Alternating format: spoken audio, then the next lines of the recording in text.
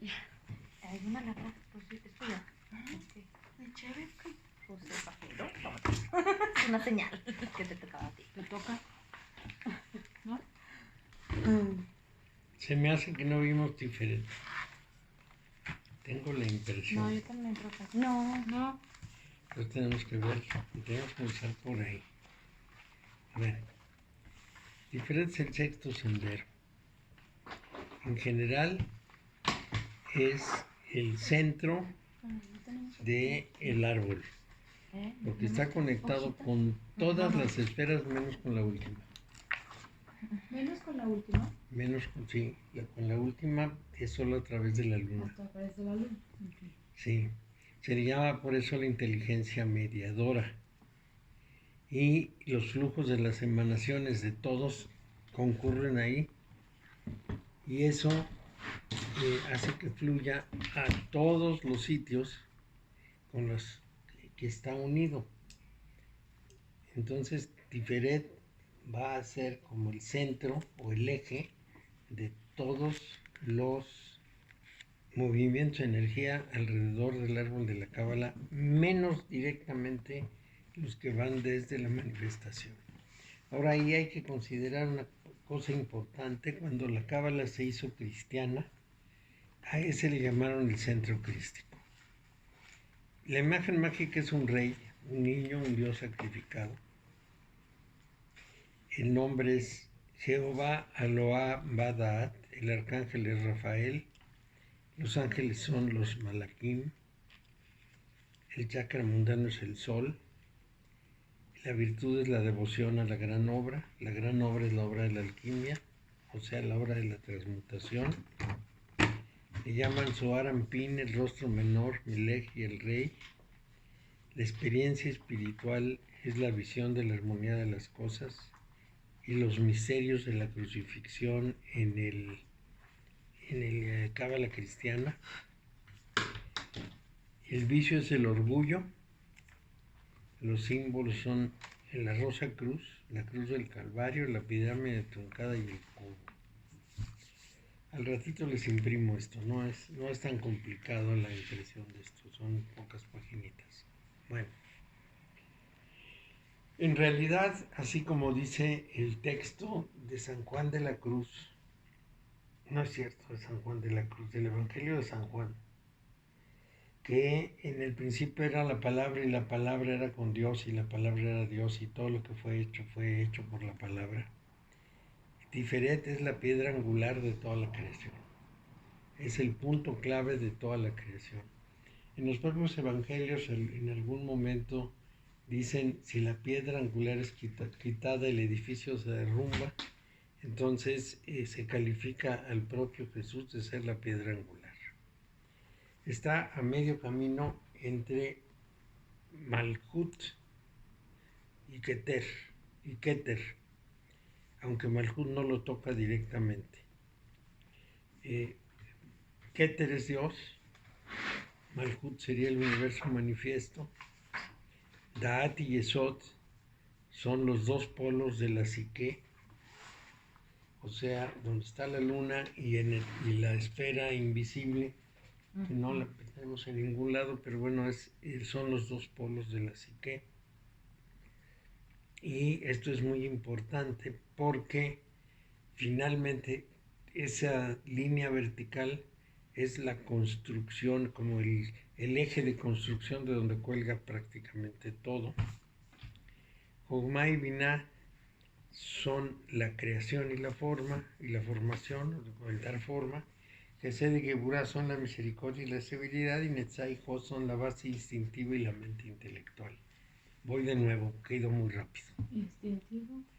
Bueno, Tiferet es la piedra angular de la creación. Todo gira en torno de Tiferet. En la creación, Sí. más allá de la creación, Keter es lo más importante.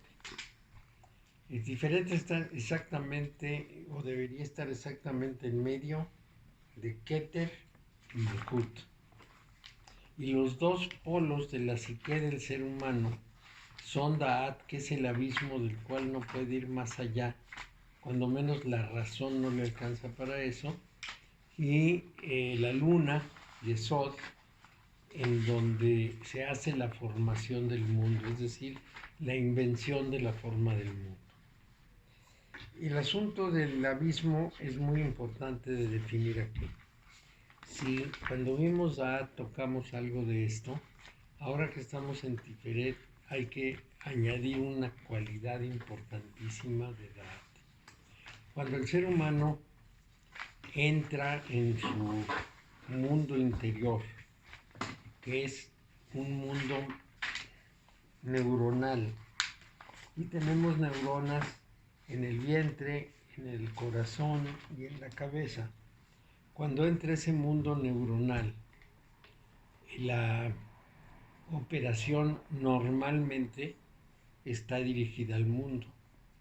Pero cuando en vez de observar al mundo con esto, se vuelca hacia adentro ese mundo neuronal, y estoy hablando del vientre, del corazón y de la cabeza, entonces entra en operación lo que llamamos intuición, y de alguna forma que no tenemos claridad desde el punto de vista científico de cómo ocurre, la persona entra en contacto directo con una forma de realidad inalcanzable para la ciencia.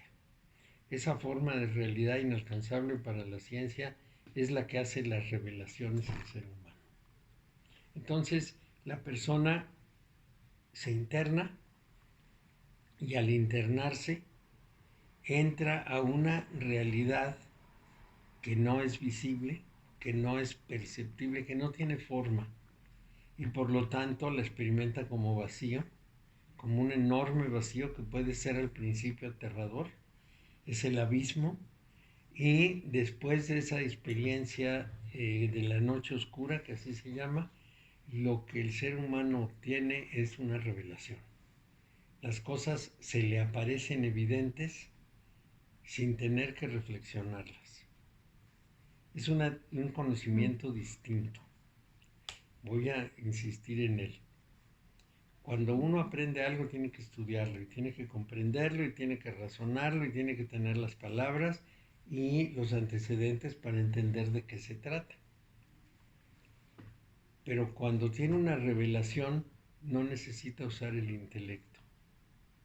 Es un conocimiento infundido que es muy claro, es muy preciso, es muy directo y se revela cierto. Es decir, es aplicable, es útil. Jeremy Bentham, Francis Bacon, me estoy equivocando mucho de nombres. Francis Bacon, por ahí de 1670, dijo una cosa muy importante respecto al conocimiento en general. Dijo que lo de menos es demostrar que un conocimiento es verdadero, porque estamos suponiendo que si es conocimiento es verdadero. Lo importante es si es útil. Sí, lo importante es si tiene una verdadera aplicación, si sirve para algo. Entonces, este conocimiento infuso, este conocimiento de revelación, es un conocimiento que aclara muchas cosas y que sirve mucho para la vida. Quizá no sea tan útil para el mundo práctico, porque no está en el mundo de las realizaciones concretas, materiales, pero sirve muchísimo para el mundo emocional y para el mundo intuitivo de la persona, para su vida, para su revelación, etc. Entonces aquí digamos que el tema general de todos los sistemas de interiorización, que puede ser del taoísmo, del budismo, de la hermética occidental, del esmaldeísmo, egipcias, sumerias, etc., es precisamente que mientras la vida se dirige por el conocimiento intelectual en el mundo material, la persona se dirige por el conocimiento de revelación en el mundo interior. Y en todos esos lugares que les mencioné, la meditación tenía una importancia muy grande porque se entendía que a través de la meditación se podía obtener esto. No es el único canal, pero es el canal más socorrido, más accesible. Ujú. Jacobo Greenberg, por ejemplo, nos dice que si nos quedamos en blanco, que si hacemos el esfuerzo de meditar sin meditar, entonces va a aparecer ese conocimiento. Pero meditar sin meditar puede ser que sea más difícil que sentarse a meditar. Es un vacío. La razón es simple, en el momento en que la persona no pone nada de su parte, aparece lo que está ahí guardado. Nada más que es dificilísimo que no pongamos algo de nuestra parte, que nos quedemos en blanco y recibamos la revelación.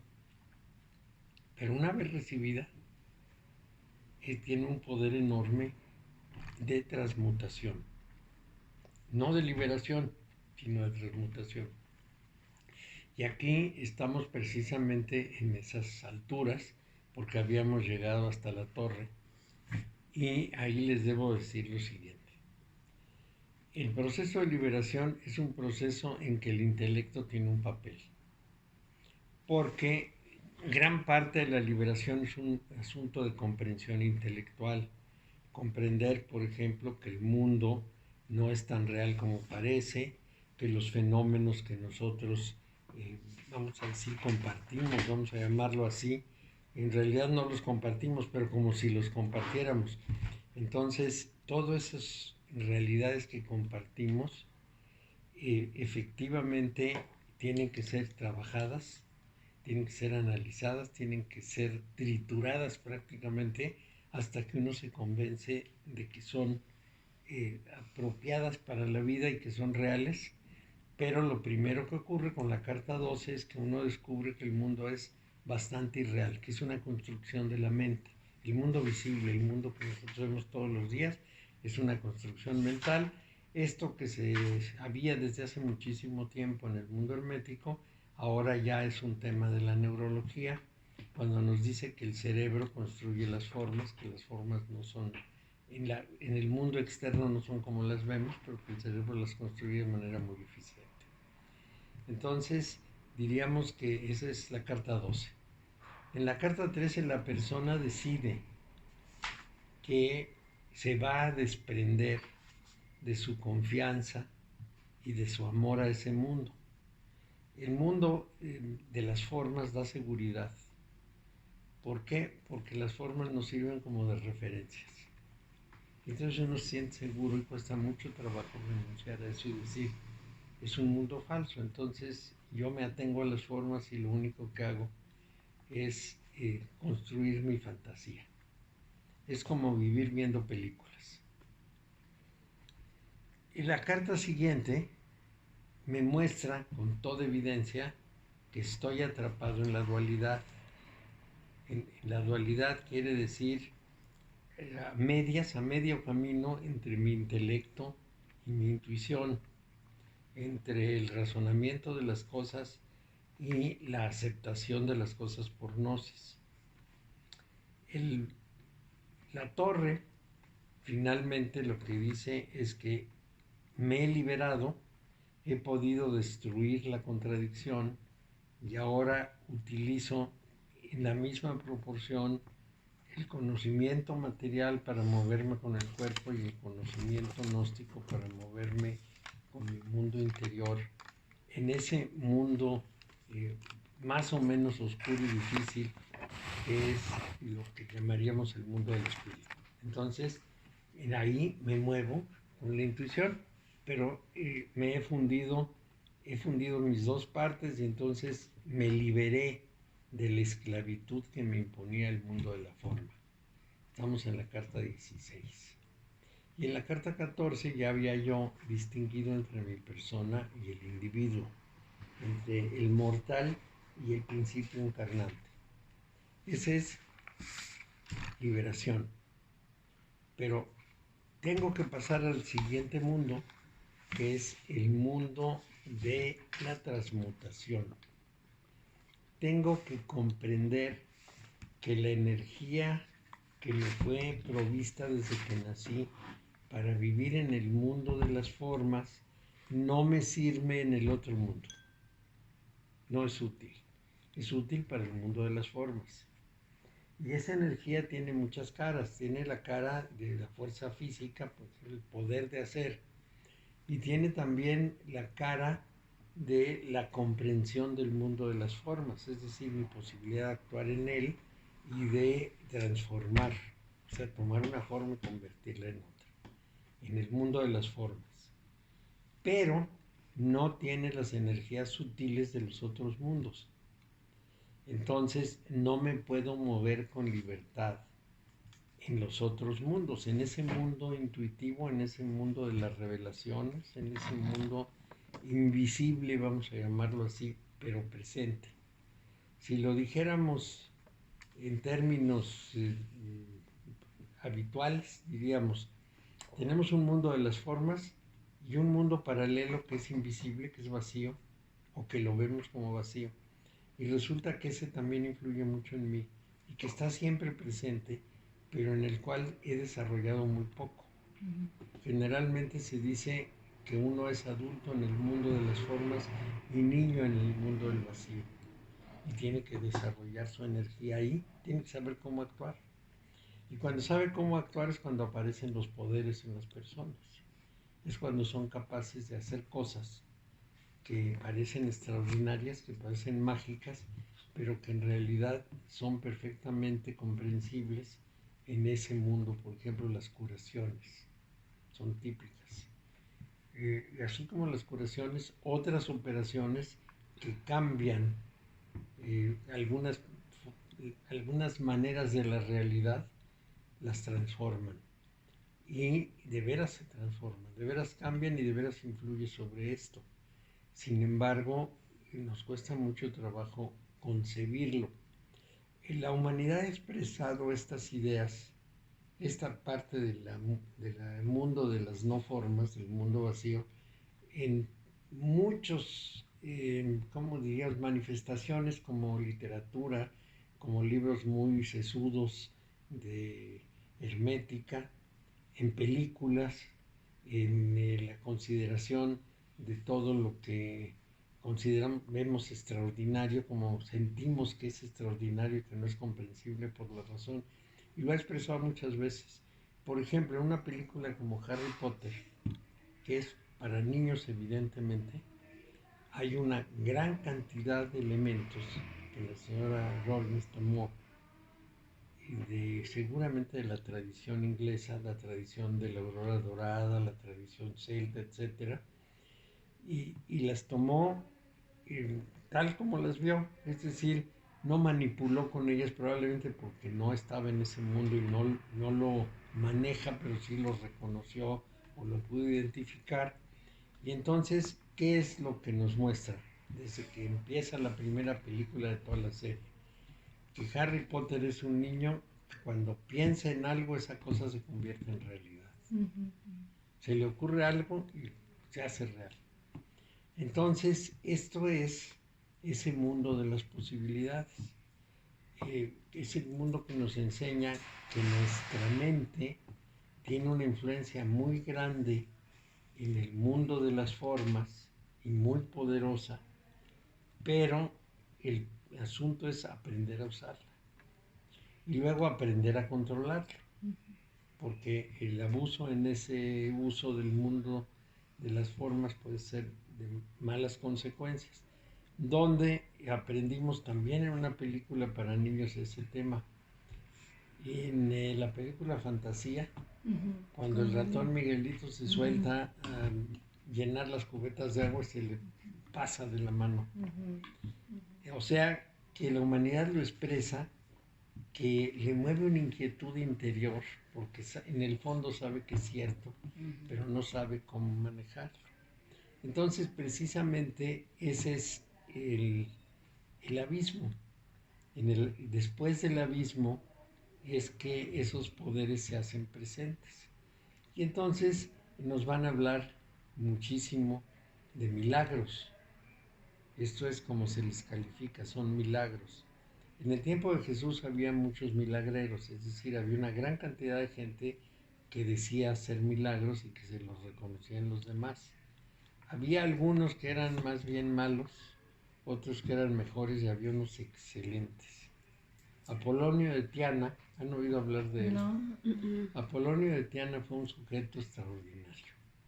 Vivió al mismo tiempo que Jesús, en la misma época. Andaba por España y por Roma. Y entonces hacía cosas que adquirieron una gran fama. Estaba, vamos a decir, eh, considerado como alguien que hacía prodigios. Este Apolonio de Tiana viajaba, se movía, iba, venía, etc. E incluso el emperador romano tenía una enorme curiosidad de conocerlo. Lo buscaba. Pero finalmente, por justamente las leyes de Roma, en algún momento el emperador decidió que tenían que juzgarlo y si era culpable matarlo. Resulta que lo llevan a juicio encadenado, empieza el juicio, desaparece delante de todos, se esfuma, se hace invisible como el Señor del Anillo del Señor de los Anillos. Se va y aparece en Tiro, en una ciudad fenicia, que es más o menos por donde había nacido, muy tranquilos, y sigue haciendo todas sus operaciones. Nadie puede explicar cómo le hacía Apolonio de Tiana, pero la fama de él se extendió por toda Europa. Fue un personaje sumamente importante. O sea, en teoría sí existió. En teoría sí existió porque hay registros romanos de su existencia. Entonces, Ay, no. sí. Me iba a consolar con que era mentira. Pero eso nos muestra que hay posibilidades de ese tipo de cuestiones. Pero la teoría nos dice que tenemos que ser muy prudentes en el uso de esos mundos que están más allá del abismo. Es muy importante. El abismo está en Dahata, hasta arriba. Y ahorita vamos a bajar a la otra parte.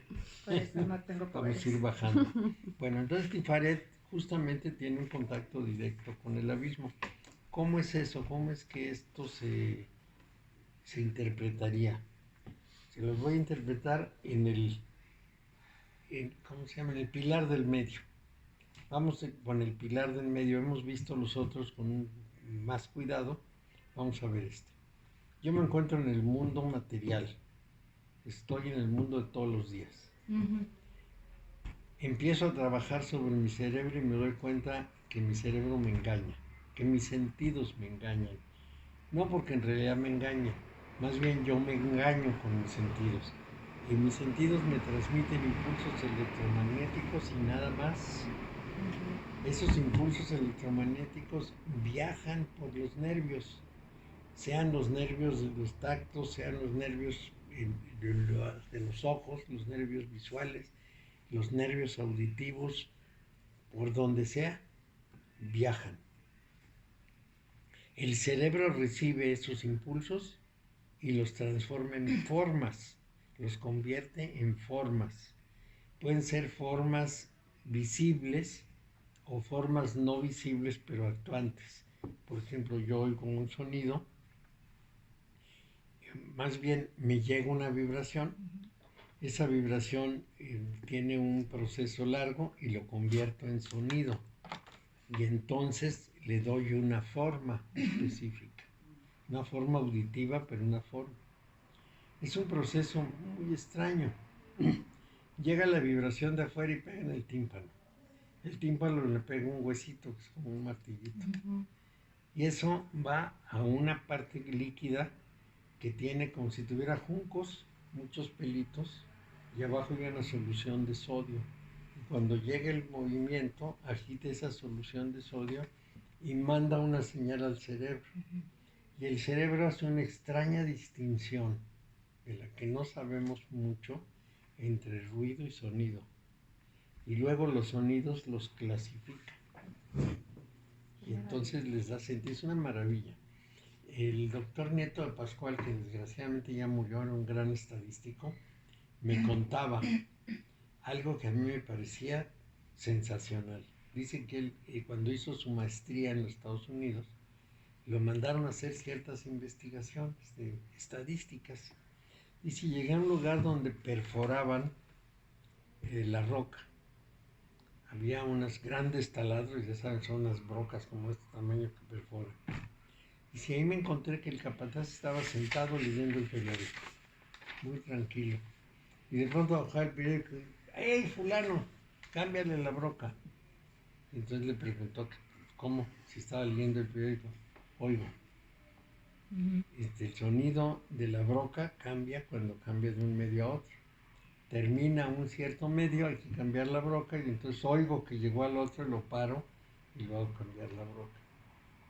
Entonces él hizo un cálculo estadístico de las probabilidades y tal, vio cuántas veces acertaba y acertaba prácticamente todas. Después fue a otra misión.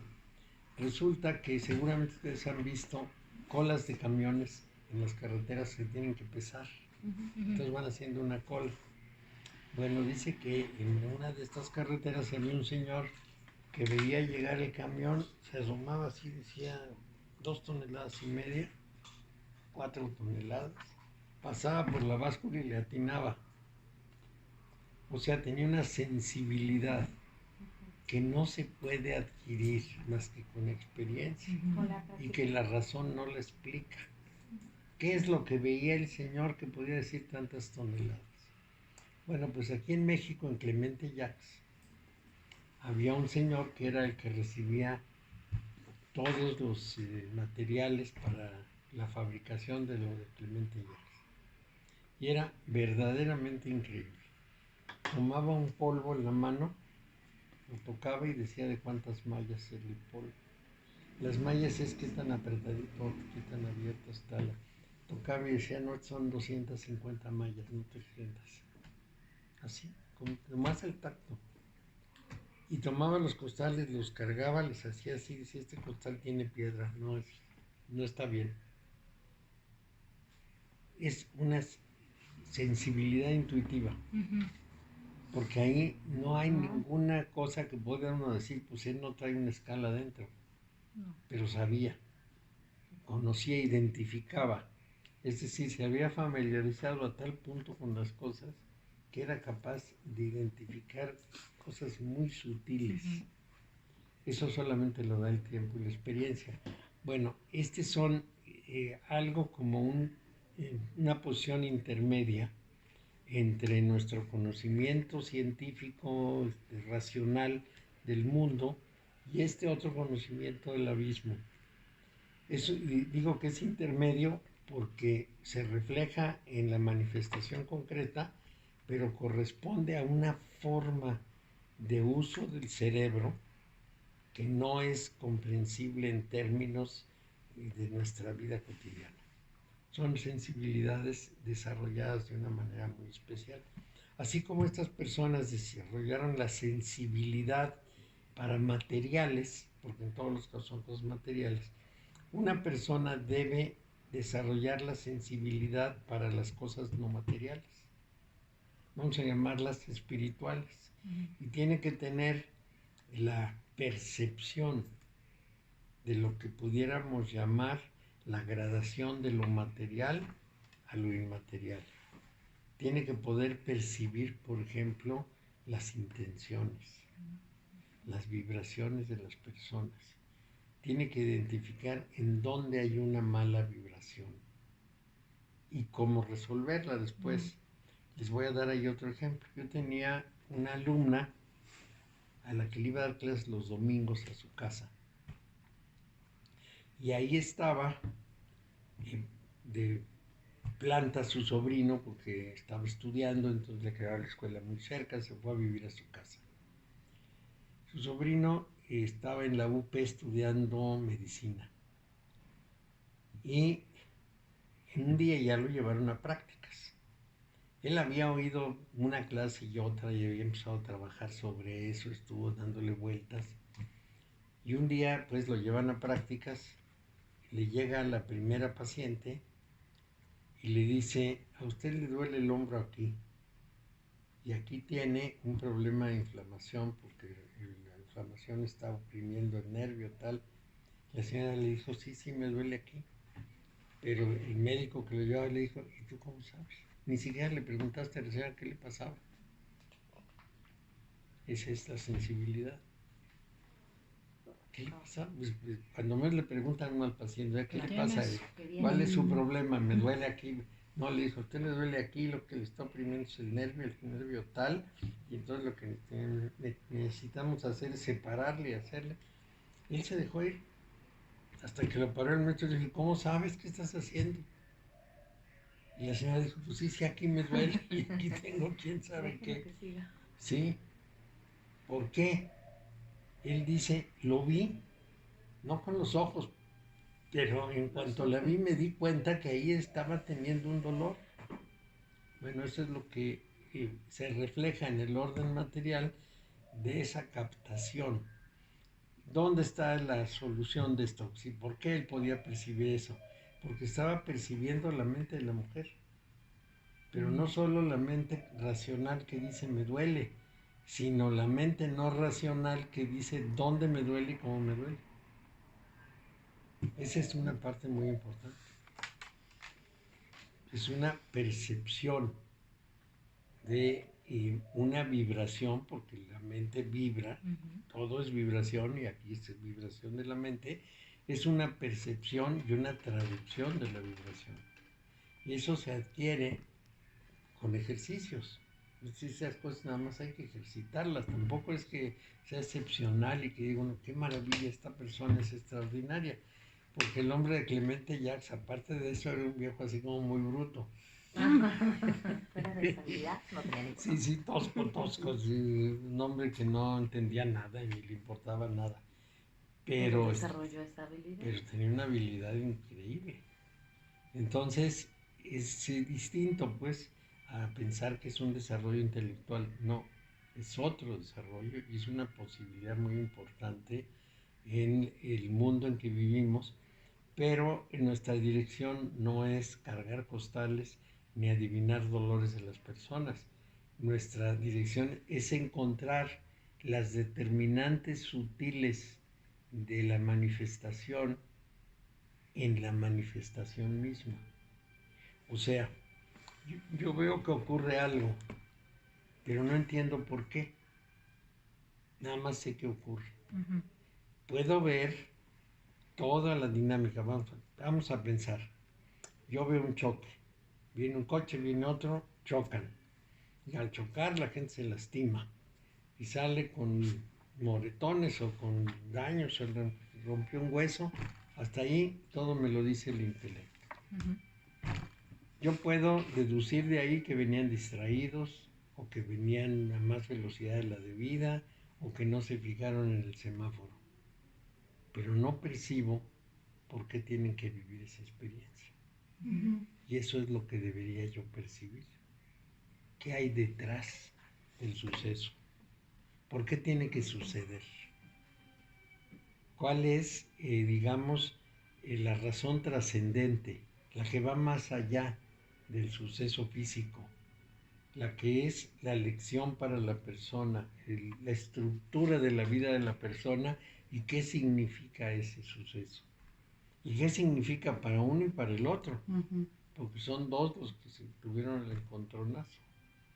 Y entonces puedo entender mucho mejor la evolución del mundo y cómo se desarrollan las cosas que simplemente tratando de descifrar los motivos materiales. Ya no le digo al que viene manejando, te distrajiste.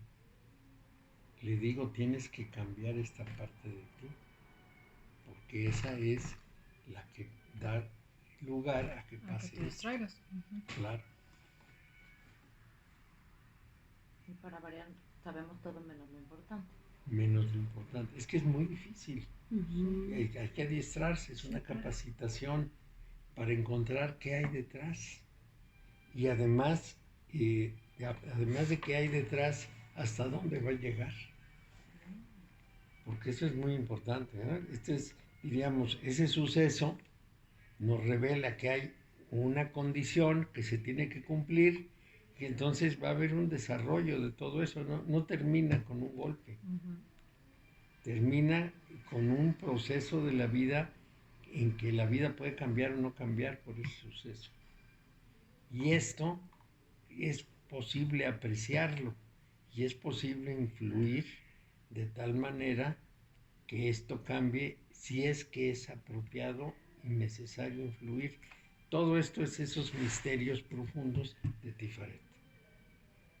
Vamos a decir, si consideramos que Tifaret es el centro crístico, deberíamos considerar que el Cristo conocía esos motivos profundos y por eso es que podía explicar las cosas. Sabía por qué, sabía cómo y por qué, y qué es lo que estaba detrás y qué tenía que suceder. Tal como nos lo presentan los evangelios, no sabemos en realidad qué pasó, pero tal como lo presentan los evangelios, el Cristo dice que es necesario que él muera y que no debe interrumpirse ese proceso. Cuando Pedro le dice, no, nosotros vamos a hacer, no me tientes, quítate de frente porque tengo que pasar. Cuando Judas se va, le dice, ve a hacer lo que tienes que hacer porque sabe que tiene que suceder. Y si lo vemos en la historia, si el Cristo no hubiera sido sacrificado en la cruz, no habría religión. Porque justamente toda la religión se funda en la resurrección. Claro. Se funda en el hecho de la resurrección. Murió físicamente y tuvo una nueva Sí, vida. lo importante es la resurrección. Claro. Eso es lo que genera prácticamente todo el proceso de la religión. Entonces era el factor clave. Él lo sabía. Los demás ni siquiera lo entendían. Pedro decía, no, pues nos damos de espadazos. No era darse de espadazos. Pues vete de aquí. No me puedo ir. Retén a Judas, ¿no? Si tú dices que te va a traicionar Judas, pues los demás lo detienen y no lo traicionan y entonces nadie lo encuentra. Sálvate a ti mismo, no le decía. Pero tiene que hacerlo. Y entonces le dice a Judas, ve y haz lo que tienes que hacer. Y Judas va y hace lo que tiene que hacer. No se asusta siquiera que dice, ay, no, ya me descubrió. No, va y lo hace. Hay quien dice, el Evangelio de Judas lo dice, que ya estaban acordados, que ya Jesús le había dicho a Judas que era el más listo de todos, sí, que fuera y hiciera eso. Eso es lo que dice el Evangelio de Judas, que tienen una conversación. Sí, no se acuerda hacer. ¿Quién? Y Judas dice, ¿por qué yo? Pues porque eres el único que entiende de qué se trata, porque nosotros son unas piedras. Entonces lo manda a hacer eso. Pero atrás de todo esto está una conciencia de algo tan trascendente como para que una religión generada en ese suceso sobreviva 2000 años. Es muchísimo. Sí, no, bueno. Muchísimo. Por donde lo veamos, Sí.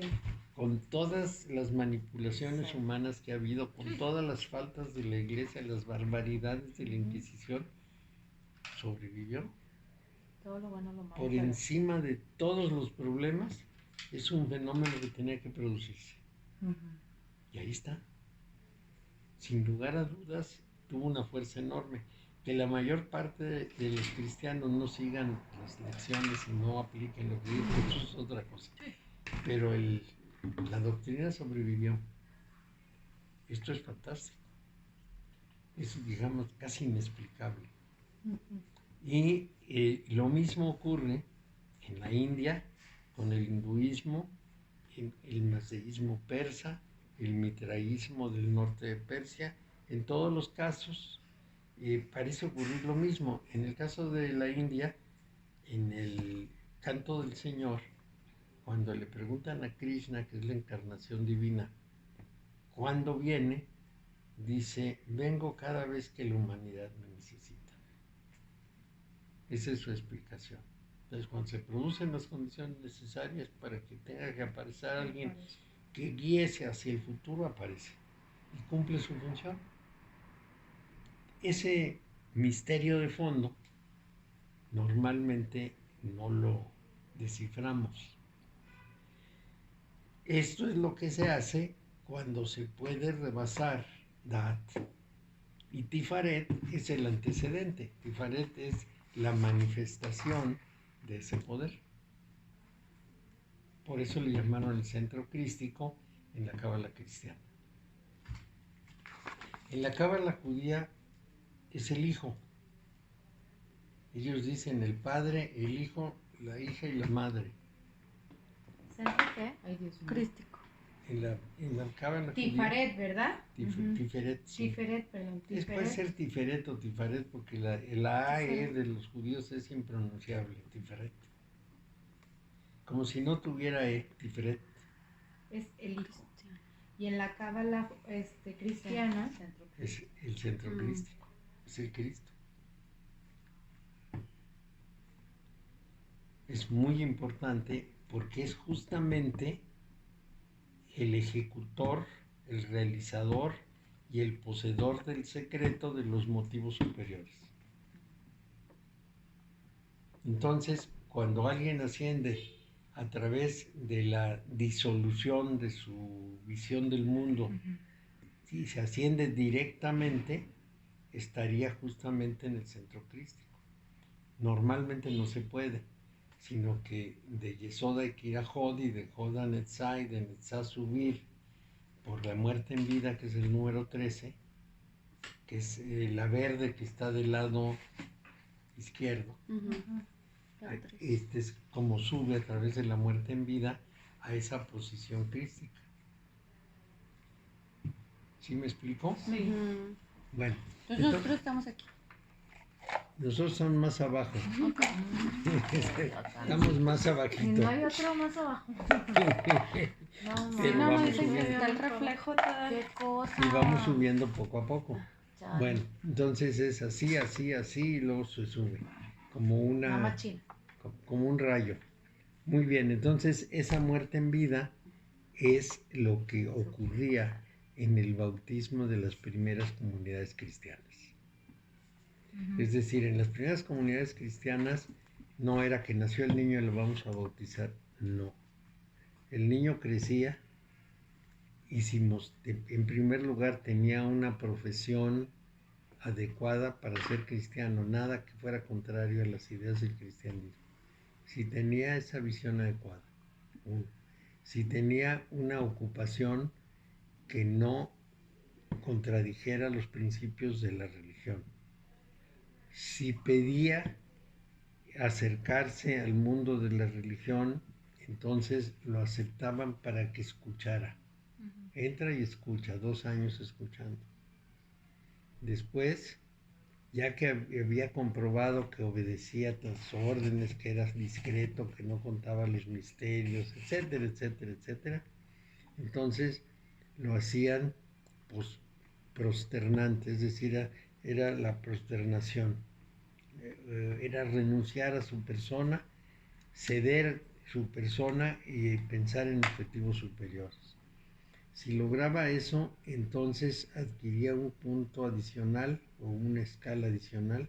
Ya habían pasado para entonces 4 años y entonces era competente, es decir, el que va junto con otros.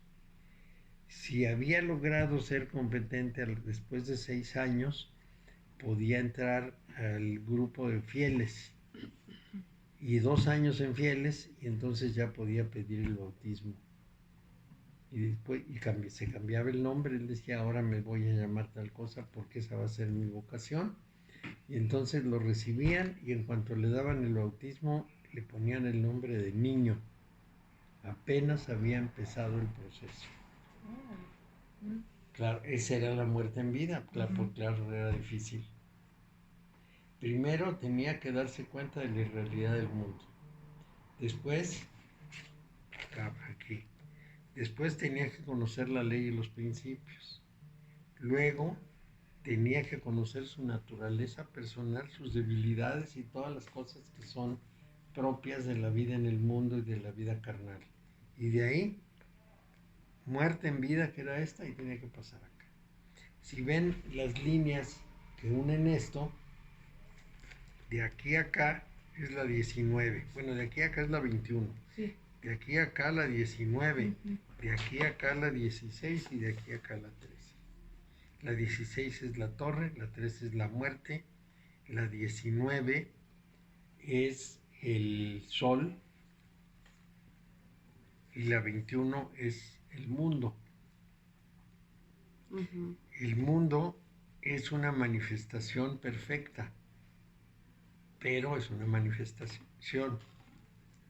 Entonces nos engaña su forma.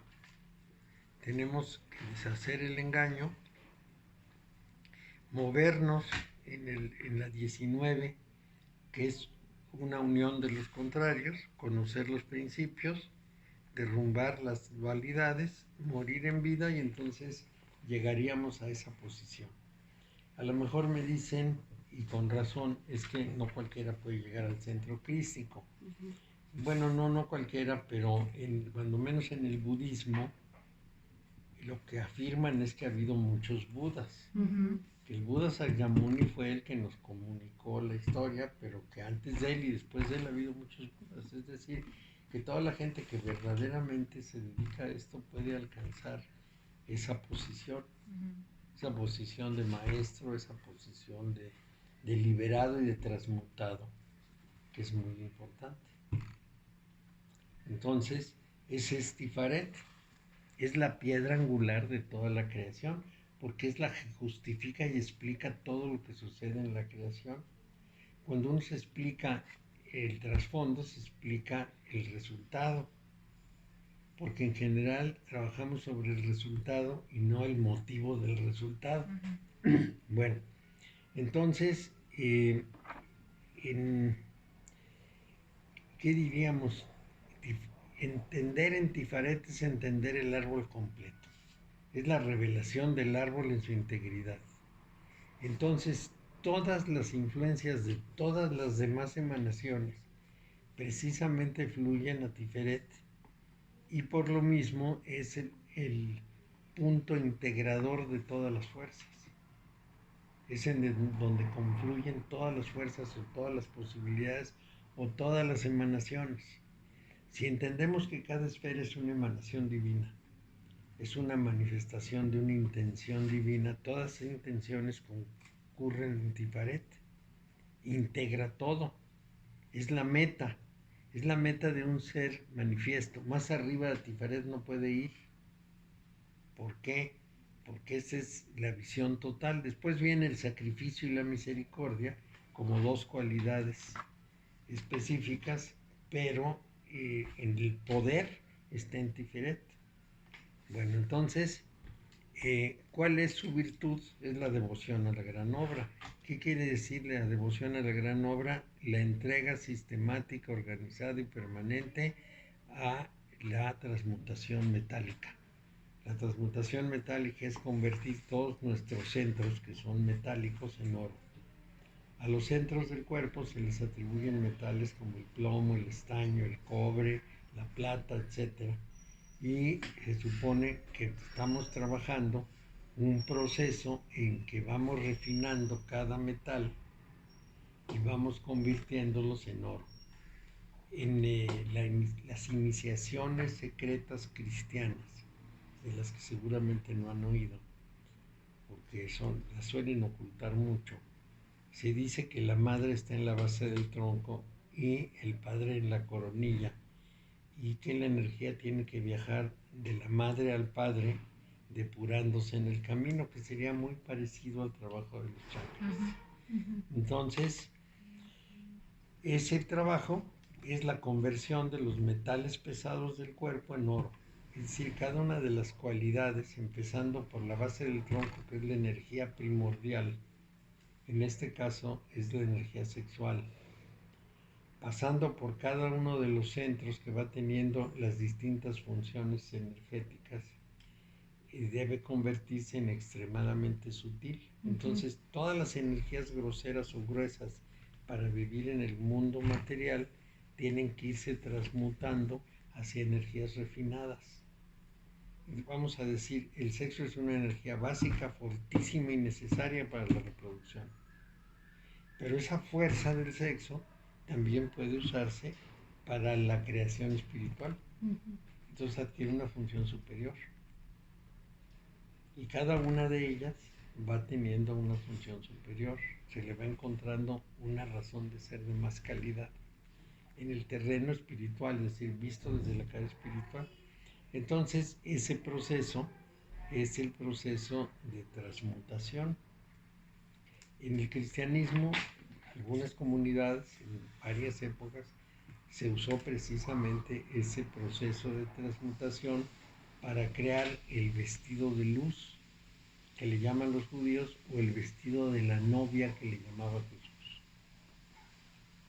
Él habla en los evangelios de que llega el momento de ponerse el vestido de la novia.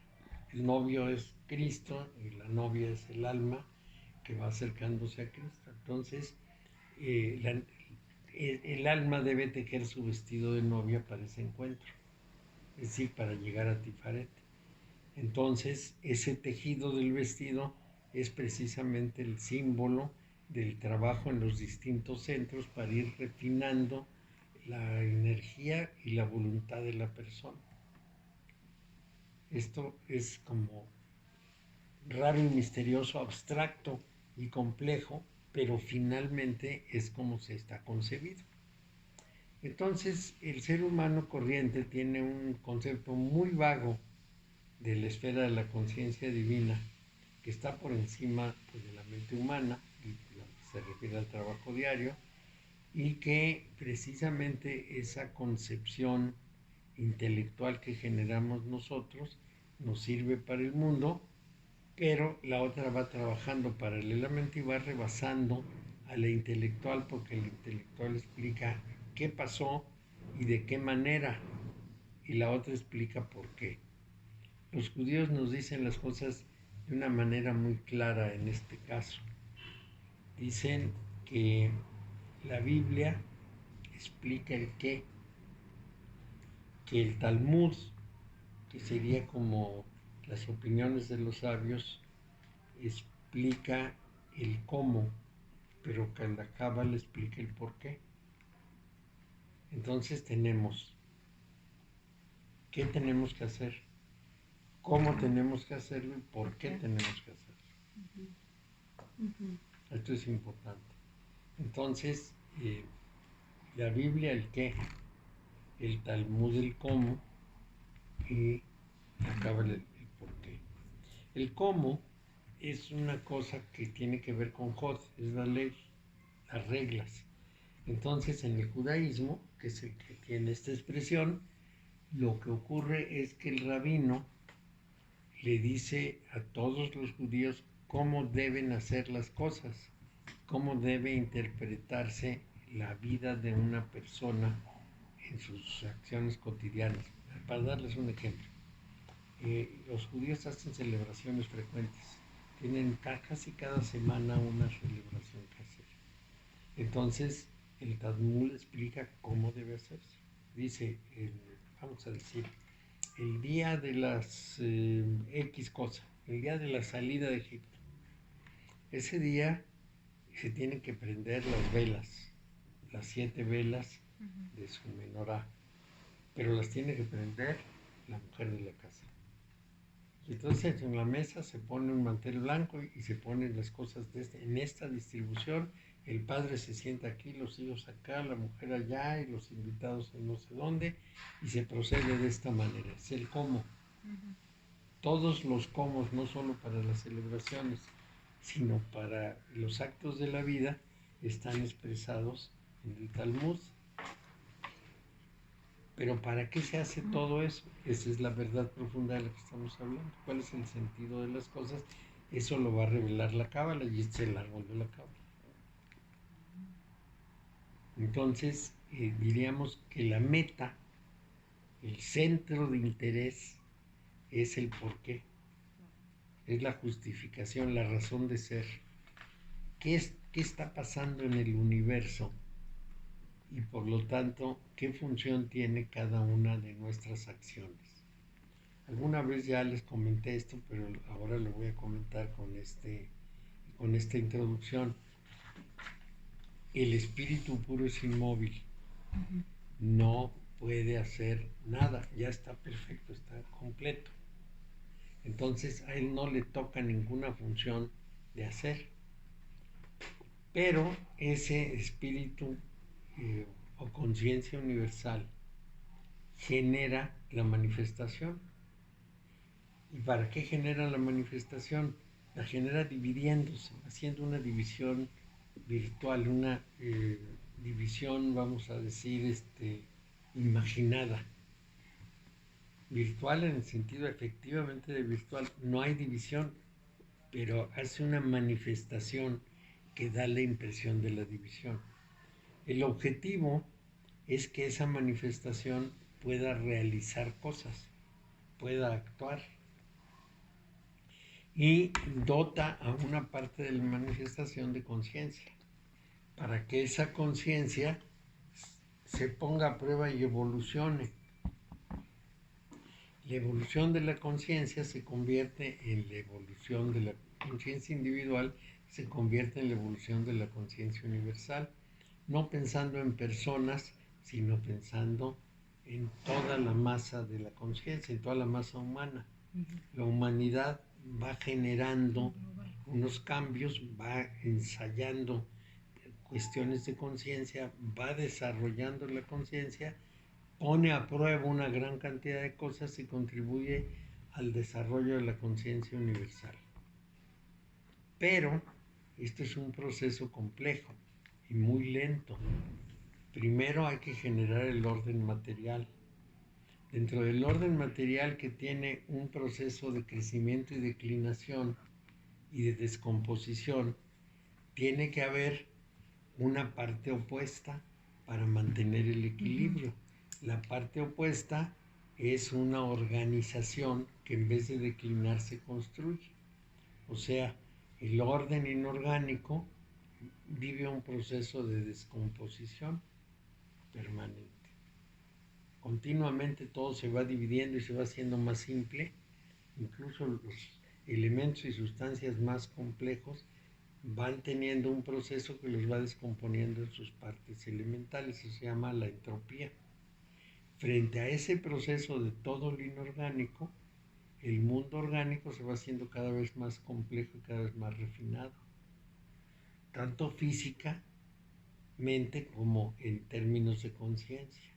Entonces son dos movimientos: el movimiento de lo inorgánico, que tiene un momento, un clímax de construcción y luego empieza a decaer y a disolverse, y el movimiento orgánico, que al principio no existe, se va conformando, aparece en el clímax del mundo inorgánico y luego sigue para arriba. Mientras el mundo inorgánico decae, el otro crece. Entonces sabemos que esa generación de la vida, porque la vida es el mundo orgánico, lleva etapas. La primera etapa es ser capaz de reproducirse por sí misma. La segunda etapa es la etapa de elegir. O sea, desde la primera célula más pequeñita, elige entre varias opciones para sobrevivir. Crece y empieza a elegir cosas más complejas. Es decir, tiene ya funciones mucho más desarrolladas. Hasta que llega un punto en que aparece un ser, que somos los humanos, que tiene no solo la capacidad de generar respuestas, sino que es consciente de sus respuestas, que es dueño de sus acciones y que puede construir realidades que no estaban ahí. Eso respondería a la frase: y seréis como dioses, porque el ser humano es creador. Y entonces viene la pregunta: ¿tú qué puedes crear con tu capacidad? ¿A qué la has dedicado? ¿La dedicaste al dolce far niente? ¿Hiciste nada por aquí, por allá? ¿Te divertiste mucho? Qué bueno, porque siempre se considera en todos los procesos de la naturaleza una alta cantidad de desperdicio. Pero tiene que haber otros que sostengan el mundo. El mundo no se sostiene solo. Se sostiene porque hay personas que lo sostienen, tanto en el orden material como en el orden de la conciencia, que lo soportan, que tienen el peso del mundo y lo van llevando y van haciendo que progrese y que van haciendo que avance. Esto es lo que está detrás. Entonces uno tiene que elegir con dónde se queda. Se queda en los que la pasan tranquilitos. Sí, yo nací, morí, no me importa, yo te voy a desarrollar la conciencia, me tienes sin cuidado, y ya, es parte del desperdicio. Pero otros no pueden resistir esto, tienen que buscar el sentido y tienen que encontrar el sentido, entonces trabajan con la conciencia. Y ese trabajo es el que va sosteniendo el proceso. Esto es lo que está detrás. Y eso está expresado en Tifaret. Ese es su lugar. Entonces, en general la mayor parte de la humanidad ignora su espiritualidad. No se imagina que comparte la conciencia universal y que tiene que ensayar con ella, sino que ahí la trae y la medio usa y más o menos se divierte. Pero esa ignorancia no justifica nada, porque justamente lo que tiene que lograrse es esa evolución. Entonces, ese Dios manifestado en la esfera de la mente, que es el nombre de Yahvé Aloha Adat, es más que intelecto y más que pensamiento. La frase de uno de los sutras más importantes del budismo es: ni la palabra ni el pensamiento lo alcanzan. O sea, ni lo podemos expresar en palabras, ni pensándolo con el intelecto lo resolvemos. Y todo el asunto de mantener la armonía y la belleza de la manifestación es justamente lo que corresponde al arcángel Rafael, que es la salud y la curación. Él es un arcángel solar que justamente guarda el cuartel del este cardinal. Corresponde al elemento aire, que es la razón, que es la fuente de toda santidad, así se le llama. Entonces es el aire, que es un símbolo del espíritu, del movimiento libre y de lo que pudiéramos llamar sin límites. No está amarrado, no está confinado, sino tiene límites. Así es que la curación espiritual y en todo caso la curación psicológica son tan importantes como la física. Es decir, la salud es integral, es física, psíquica y espiritual. Hay personas que tienen salud física y les faltan las otras. Hay personas que tienen la mayor parte de salud física y psíquica, pero no saben nada de la salud espiritual. Y entonces la construcción de la salud espiritual es muy importante.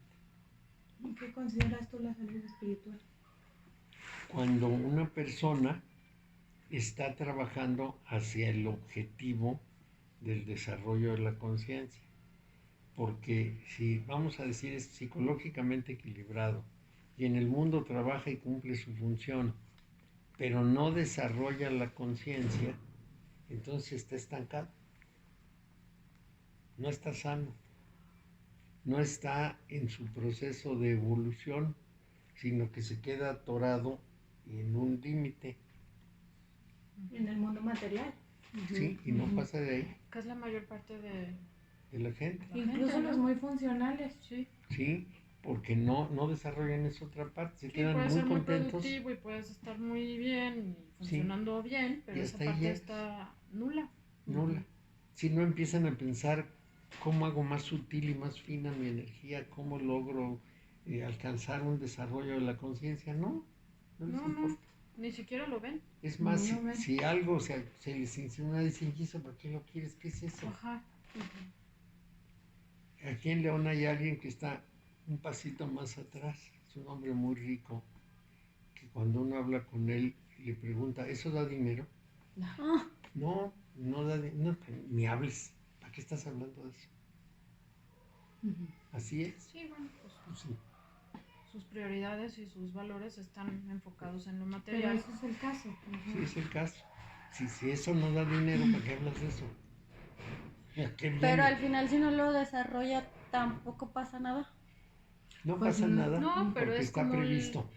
La parte del desperdicio. O sea, Sí. sostienen en lo material y en lo funcional. Pero nada más creen no en a eso. no a Como la- si fueras cojito. Ajá. Cuando Como si fueras haces cojo. la piedad, cuando Miguel Ángel hizo la Pues, piedad, la mayor parte, ¿verdad? desperdició una cantidad impresionante Sí, de mármol. Sí. Es el que tuvo que quitar. Pero quedó una obra. Sí, claro. Esa es la misma idea. Hay un desperdicio enorme. Es natural Es decir, se lanza para ver cómo responde y bueno, pues una parte responde Sí, y no otra todo no. va a ser. Diríamos, una parte sí constituye la piedad y la otra parte pues es piedra.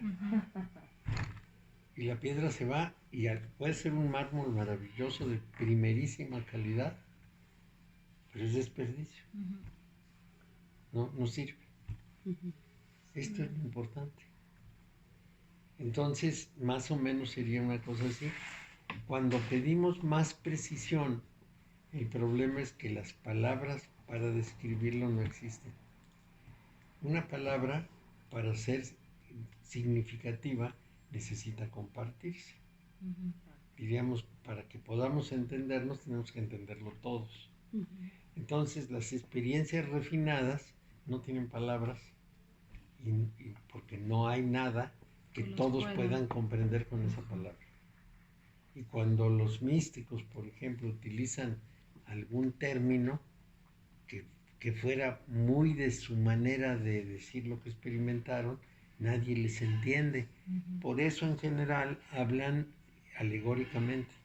San Juan de la Cruz nos habla de la amada y el amado, y nos habla del enamoramiento entre el alma y Dios, nos habla de la noche en que sale, en vez de decir me concentro y apago los sentidos, habla de una noche, en una noche oscura. Así empieza su asunto, ¿no? Con todos los sentidos suspendidos, oh dichosa aventura, salí sin ser notada, estando ya mi alma sosegada o alguna cosa así. Entonces describe qué es lo que hizo, pero de una manera muy poética, muy alegórica, no es muy entendible. no tan entendible. Lo dice muy claramente para alguien que tiene la misma experiencia. Lo dice misteriosamente para alguien que no la tiene. Hay muchas cosas, por ejemplo, al final de uno de esos versos dice, el rostro recliné sobre el amado, dejé todo y dejéme dejando cuidado entre las azucenas olvidado. Es decir, se entregó completamente. Pero no sabemos qué quieren decir las azucenas. Él sí, pero nosotros no, entonces no entendemos qué está diciendo. O medio entendemos. De pronto se tuvo la experiencia de la presencia divina y se entregó. ¿Y qué más? ¿Qué había atrás? Bueno, esto es a lo que se ven forzados los que relatan ese tipo de experiencias. Los sufitas del Islam tienen también algunos textos igualmente difíciles de interpretar. Por ejemplo, yo tengo un librito de Al-Yami en el que la primera página tiene 4 líneas y luego una nota de pie que ocupa el resto de la página para explicar las 4 líneas.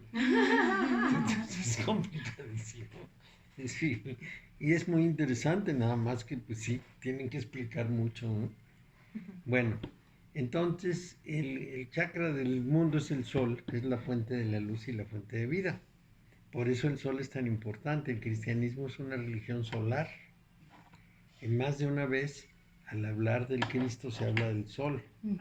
Nació un nuevo sol, es el sol del mundo, etcétera, ¿no? Y la luz del mundo. Entonces, él sustenta todo nuestro sistema solar. Es el logo solar, pero es solamente sobre el universo físico. Cuando pasamos del sol físico al sol simbólico, que sería Dios, entonces ya estamos hablando del sostenedor, alimentador y promotor de todo el sistema alrededor del cual gira todo. Es el principio ideador y el principio formador de todas las cosas. Entonces, en lenguaje simbólico se habla precisamente del Dios como del sol. La teología esotérica, es decir, la que no entra en los misterios, ve a Dios como inmutable y supremo, pero la teología esotérica lo ve grande como es, evolucionando continuamente. Lo que se dice es que su perfección es siempre ser más perfecto. No quedarse en donde está, sino estar en un proceso de perfeccionamiento permanente.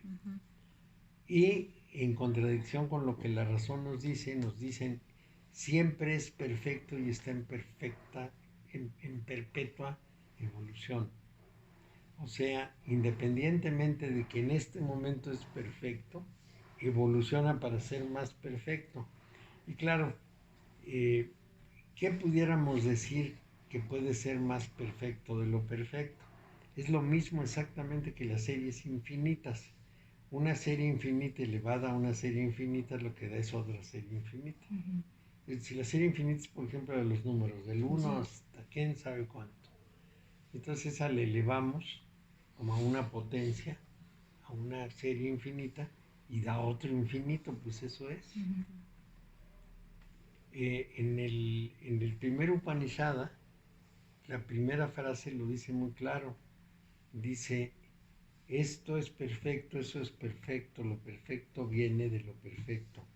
Quita lo perfecto de lo que es perfecto y lo que queda es perfecto. Entonces, es ese proceso en que es una serie infinita. Cantor, que fue el matemático que trabajó y que nos brindó las series infinitas como un don de su trabajo, se volvió loco 3 veces. ¿Por qué? ¿Cómo 3 veces? 3 veces tuvo que estar en el hospital psiquiátrico porque se volvía loco Con los números. con las series infinitas. Ay, mi vida. Es un hombre que pasó la vida muy triste porque Sí, no. él nació en Alemania y desde un principio, cuando estudió matemáticas, empezó a pensar en abstracciones. La razón es que era judío y que seguramente conocía algo de la Cábala. Y él partió de un esquema de círculos concéntricos que conducen a la Aleph, que es la representación divina. Entonces esos círculos concéntricos son como las series y es un número infinito de círculos hasta llegar a la Aleph. Entonces su maestro, el maestro alemán, todo el tiempo le decía, estás mal, dedícate a las cosas concretas, las matemáticas que se resuelven problemas, pero él no podía. Él buscaba esa solución. Entonces empezó a trabajar sobre las series. Lo apoyaba muy poca gente. Tenía un amigo en Suiza que más o menos lo escuchaba y que hacía publicar en Suiza sus libros porque este maestro que le decía que se ciñera a lo práctico había prohibido en Alemania que le editaran sus libros. Entonces el hombre trabajaba y cuando llegaba un problema que no podía abordar, pues le entraba una crisis nerviosa y lo metían en una casa de salud. Se pasaba 2, 3, 4 meses, regresaba a la universidad a dar clases y a seguir investigando. 3 veces le pasó el suceso. Se Pero y volvió daba loco con el 3 veces. resultado por lo menos. Al final nos dejó las series infinitas, que son las que sirven para todo lo que se hace ahora, los teléfonos, las computadoras, todo lo que hay, se basa en series infinitas. Y también en el trabajo de Boole, que se escribe B alta O L E, Boole, que era un inútil, era matemático también, y se pasaba la vida inventando cosas, se le ocurrió, bueno, yo cuento 1, 2, 3, 4, 5, 6, 7, 8, 9, 10, 11. Y si llegara yo al 5, entonces sería 1, 2, 3, 4, 5. ¿Y cuál sería el siguiente si ya no hay 6? Y entonces empezaba 1, 1, 1, 2, 1, 3, 1, 4, 1, 5, 2, 1, 2, 3, 2, 4, 2, 5. La transformación a sistemas numéricos distintos. Sistema base 10, base 5, base 7, y él llegó hasta el base 2. Entonces, ¿cómo escribo en base 2 550? Entonces es 0, 1, 1, 1, 1, 0, 0, 1, 0, 1, 1, 1, 1, 1, 1, 1, 0. Ese sistema binario es el que usan las computadoras. Sí. Cuando se descubrieron las Claro, sí, computadoras, no sé. ¡oh, maravilla! Boole hizo esto. Es fantástico. Eso es como las computadoras suman, restan, multiplican, hacen sus cálculos. Todo es el sistema binario. Claro, sí, no sé. Entonces, sí, eso es muy importante. ¿Y en qué año fue eso? Bueno, Bolle lo hizo en Ay, no, 1860 y tantos. Con razón, nadie. Nadie lo entendía. No, pues no. Pues no. Nadie sabía. Y Cantor andaba por ahí. Adelantados a su época. Muy adelantados. Incomprendidos totalmente. Claro. No sé, pues si ahorita. Sí, sí. Totalmente incomprendidos. Pues era una inutilidad. Sí. Nadie usaba nada. Para eso no servía para nada.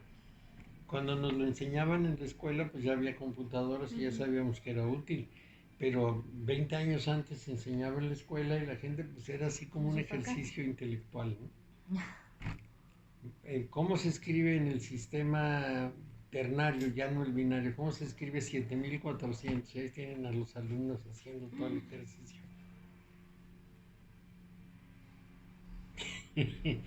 Pero el resultado es ese. No habría computadoras si no fuera por Bolle y por Cantor.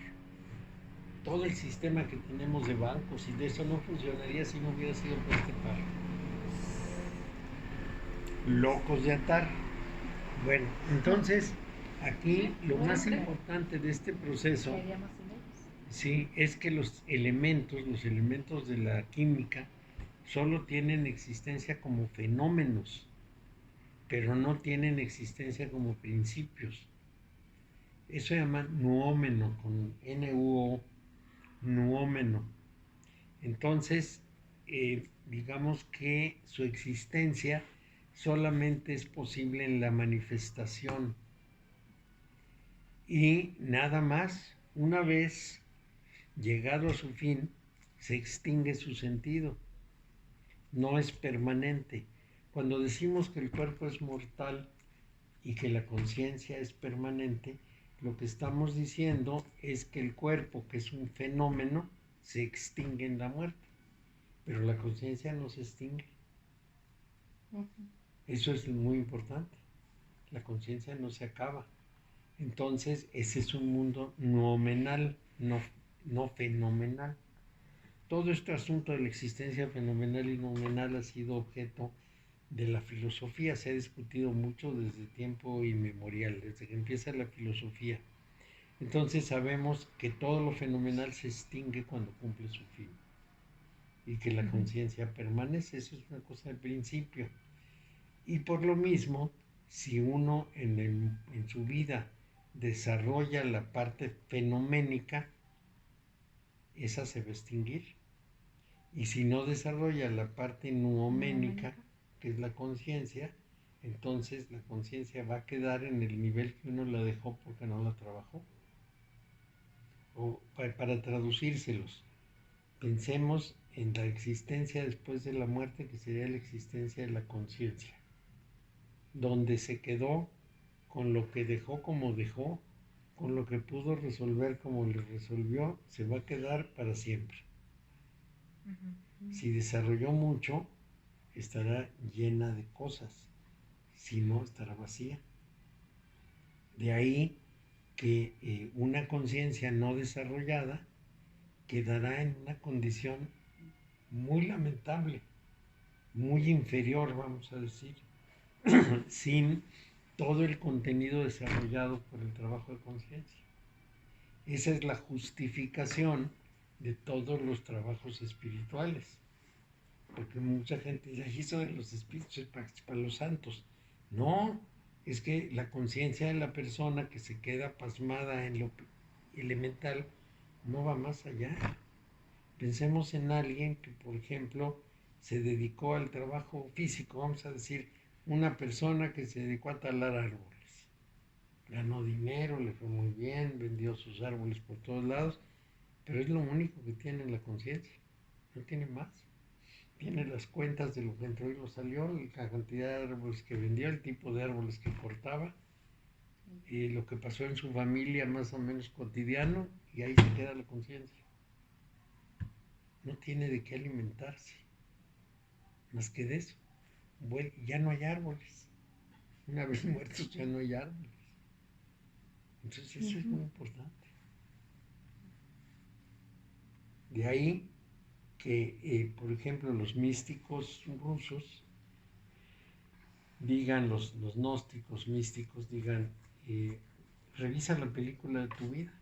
cuánto dedicaste al orden material y cuánto has dedicado al desarrollo de la conciencia y cómo lo has hecho.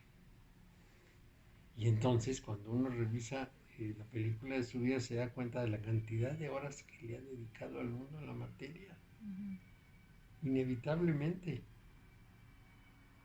¿Por qué? Pues porque hay que sobrevivir o por lo que sea, ¿no? Y porque así te enseñaron también. Pues sí, a Es lo mí que conoces. de niño me metieron a la escuela y me dijeron tienes que Ahí hacer una tienes que hacer, carrera. sí. Y la hice. Y no hice una, hice varias. ¿Series? Ahí voy, ¿no? En el mundo de la materia. Exacto. Ramakrishna a los 8 años le dijo a su mamá, ¿sabes mamá que lo que veo en la escuela no me interesa?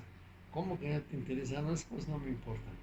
Entonces, ¿qué te importa? La diosa Kali. Yo quiero llegar a vivir la experiencia de la diosa Kali. Bueno, usted sabía que quería.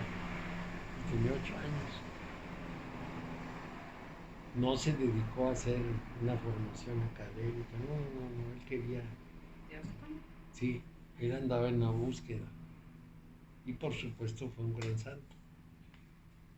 Sí, porque aparte lo hizo, o sea, sí, Sí, sí se enfocó, pues. se enfocó y fue, hizo, y no cedía hasta que no llegó. Formó a 14 grandes maestros. Fue muy importante Ramakrishna. La gente ya más adulta sí llega a despertar. Perdón. La gente adulta, o sea, sí alcanza a Sí, despertar algo. claro que sí. Nunca es tarde. El problema es que se dé cuenta Ujú. y que reinterprete toda su vida en función de esos principios. Puede ser hasta el último día. Hasta el último día, claro, tiene que estar trabajando en eso. Ya despertar el último día al sentido de las cosas ya le permite interpretar lo que ha vivido, pero si no interpreta nada, se va en blanco. Es el mármol que quedó por ahí tirado. Y eso es lo grave, porque finalmente la piedad está ahí, aunque le hayan dado su martillazo, ya la repararon. Y la piedad de Miguel Ángel está para que la veamos, es permanente, es belleza permanente. Todo lo demás que quitaron de la pieza de mármol, quién sabe en dónde esté y quién sabe qué destino tenga, nada, es tierra. Seguramente. Es tierra tirada por ahí. Entonces sí tenemos que entender que esa similitud es lo mismo que tiene que ver con la vida. Entonces, justamente la visión de Tifaret es la visión de la armonía, porque como está en el centro armoniza todas las realidades que le rodean. El mantenimiento de la armonía universal es una tarea sumamente importante. Ese mantenimiento de la armonía es a lo que yo llamo sostener el mundo. Bueno, no lo llamo yo, se le llama, pero lo mencioné así. El mundo se sostiene porque alguien logra mantener el equilibrio. Si no hubiera todos los trabajos y todas las intenciones de conservar el equilibrio, el mundo se destruiría inmediatamente. Ahora nos están amenazando con que el mundo humano puede acabar por todas las barbaridades que hemos hecho. Es el momento de desarrollar muchísimo los trabajos de conciencia para recuperar el equilibrio. Esto es importante. Entonces, por ejemplo, la experiencia de la crucifixión puede interpretarse de una manera, ¿cómo pudiéramos llamarla? Espiritual o de sentido. Es ser clavados en la cruz de la materia. El espíritu es clavado en la cruz de la materia y tiene que vivir la experiencia de la materia, con todo el sufrimiento que eso implica.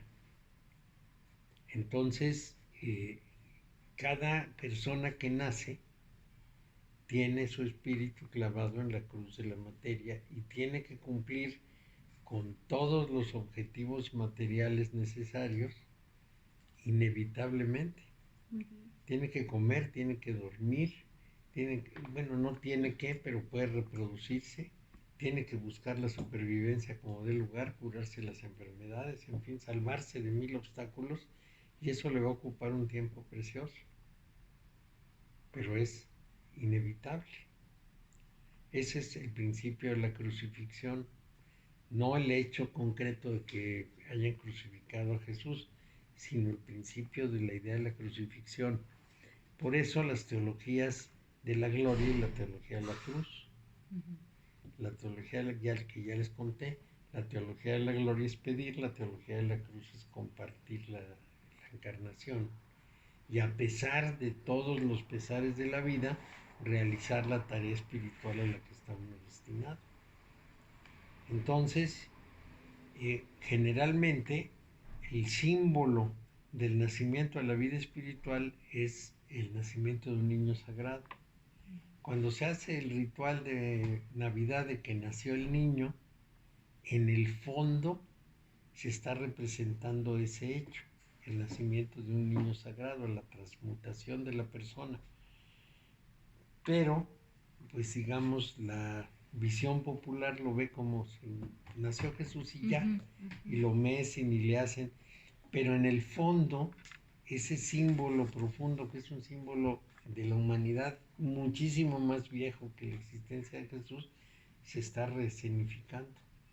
Y de alguna manera intuitivamente las personas sienten un significado trascendente, pero no lo pueden dilucidar bien. No saben de qué se está hablando, nada más piensan, Dios arriba generó un hijo o se encarnó y entonces nació y luego murió y entonces ese nacimiento yo lo voy a celebrar porque Dios es muy poderoso. Pero no se les ocurre que es su propio nacimiento lo que se está tratando de significar. El nacimiento al espíritu, el nacimiento a la posición sagrada, a la conciencia. Entonces esa celebración tiene mucha trascendencia, pero bueno, el que la hace no la siente o no la vive de esa manera, pues no. Entonces, ¿quién rodea a ese nacimiento? Pues las bestias del campo, porque estamos colgados a mitad de camino entre Dios y la bestia. Eso es así. Es decir, tenemos los dos símbolos al mismo tiempo. El nacimiento del niño sagrado, la parte sagrada del ser humano, y la bestia que está del otro lado. Es lo mismo que pasa en la epopeya de Gilgamesh. Gilgamesh es un rey sumerio muy importante, muy fuerte, que se niega a tener relaciones con una extraterrestre llamada Inanna, porque ya sabe que es muy liosa. Ella se enoja mucho y entonces le manda a un hombre bestial a que lo venza, a que lo combata de coraje, ¿no? Entonces le manda un hombre bestial que vivía en el campo con los animales y que tomaba agua con la lengua. Entonces ese hombre bestial que se llama Enkidu llega a luchar con Gilgamesh. No puede uno vencer al otro, los dos tienen una fuerza muy grande y finalmente se enamoran y se unen. Sí, entonces decimos, la primera historia gay del mundo, no, es el encuentro del espíritu con la materia. Sí, es decir, el ser humano se enamora de su lado material y el ser material se enamora de su lado espiritual, porque somos esa síntesis del niño sagrado rodeado de la bestia.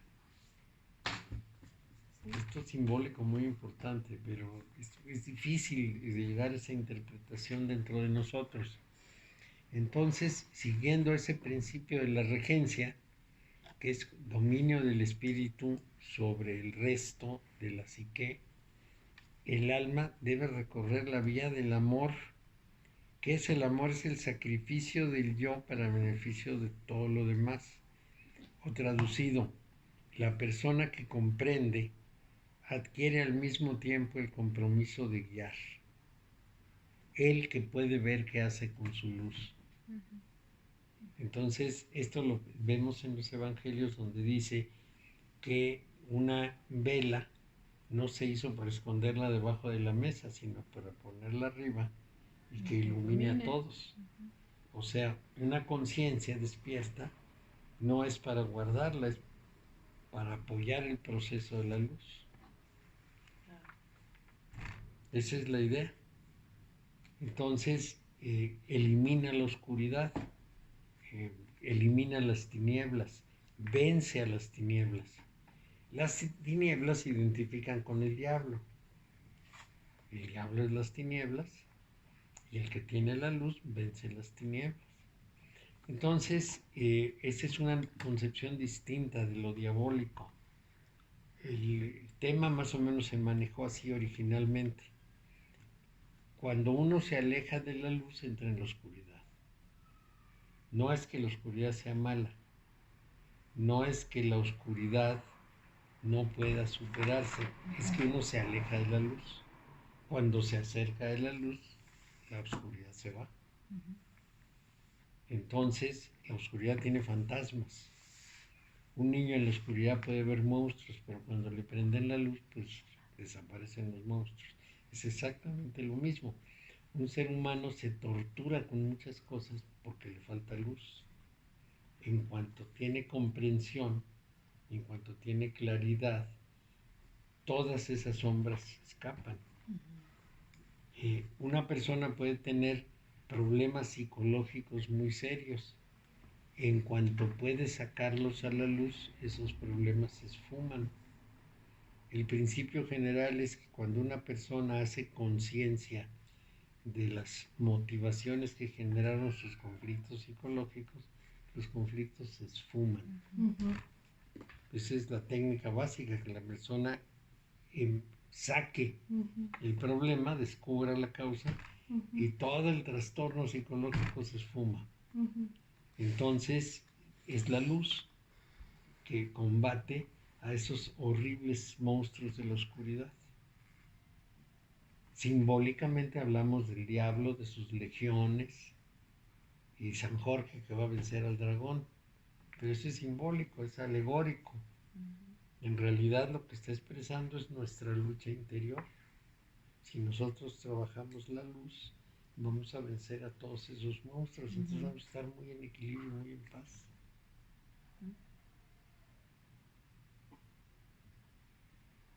Bueno, dejamos aquí, diferente, todavía nos falta más.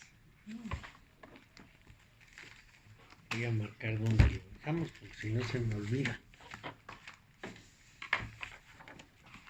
Pero ¿cómo se lo dices al otro para que lo entienda? Pues no, ¿verdad? No puedes. Con el testimonio. Porque así como dijo, tienes que... Tienes el compromiso de Ajá, de guiar. Pero ¿cómo se los haces ver si no, si te tiran de loco, ¿no?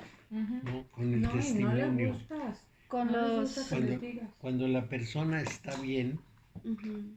entonces muestra a los otros la posibilidad de estar bien.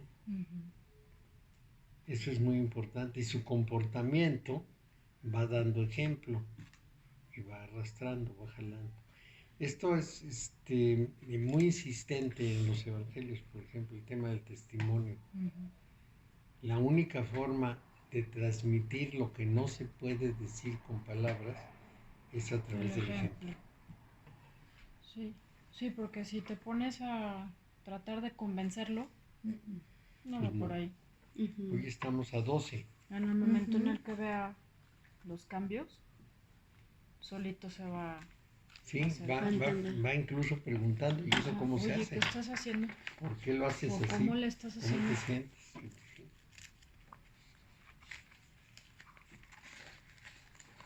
Sí, luego uno se desespera, ¿no? Que a veces quisieras